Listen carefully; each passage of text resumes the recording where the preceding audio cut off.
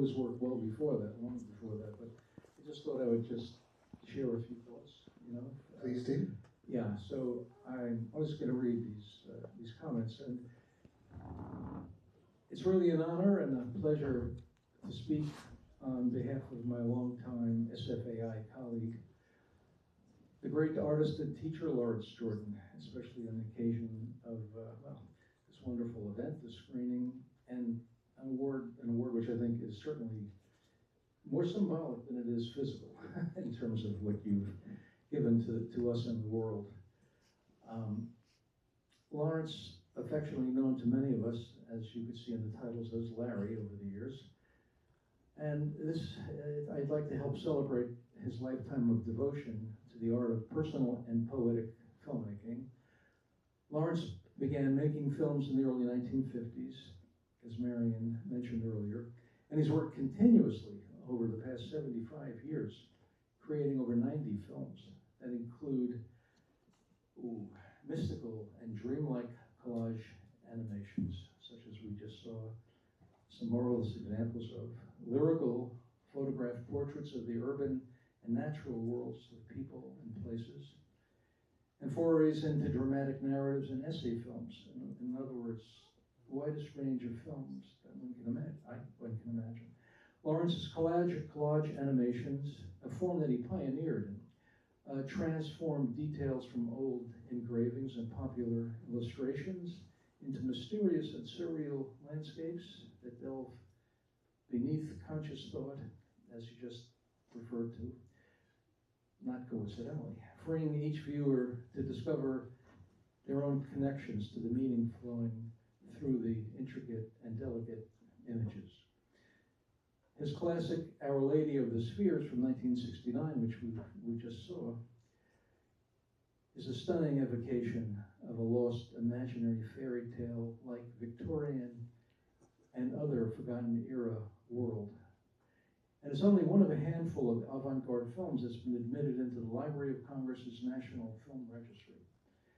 Lawrence's poetic documentaries, as we also saw, are equally imaginative. His camera work is acutely observational and personally expressive. I hadn't seen Postcard from San Miguel in many, many years, and what a wonderful piece that is. Visions of a City, one of my favorites, which hopefully you'll see someday if you don't know, is a magical depiction of 1957 San Francisco streets and movements as they are reflected in a myriad of glass surfaces found on location. It's also a wonderful time capsule and a cinematic treat, as all of your films are. These two films only begin to suggest the range and the richness of Lawrence's huge body of work. And as Marian said, this afternoon, it's just like scratching the surface. In addition, during his life, Lawrence has always made other art that is parallel to his films, collages on paper and complex box constructions that amplify and extend the territories of the films. He has lived in the Bay Area for 75 years, actually. In fact, going back to 1955 is when I believe you located here. And he's made an indelible contribution to the local art culture in so many ways.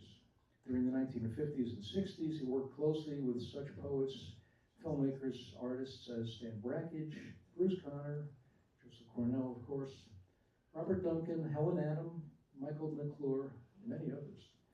He started two early key San Francisco experimental screening venues, the Camera Obscura Film Society with Bruce Conner, which this gentleman has resurrected, and the movie, the first underground experimental movie theater in the city. He co-founded, also as Marian mentioned, the still vital Canyon Cinema Experimental Film Distribution Co-op. And he sat on a number of organizational boards of directors at crucial times in each one's history. Lawrence forever affected my own life when, as a board member for the Foundation for Art and Cinema in 1982, he helped select me to direct the San Francisco Cinematheque, which I then did for 20 years of my life. Perhaps Lawrence's greatest social gift to us, of course, was establishing the filmmaking department at the San Francisco Art Institute in 1969, where he taught until his retirement in 1999.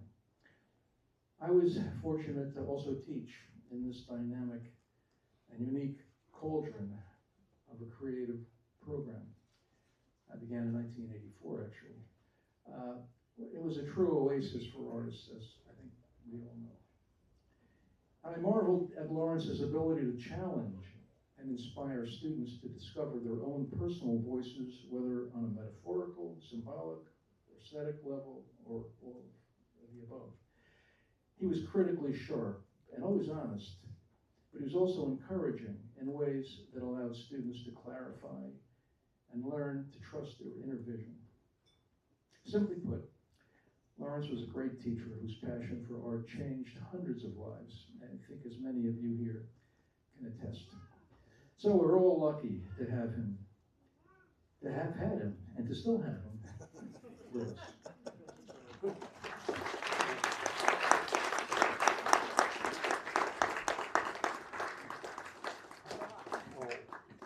Studio 8, remember? Yeah. Remember the door of Studio 8? Thank you. You're welcome, thank you. Now,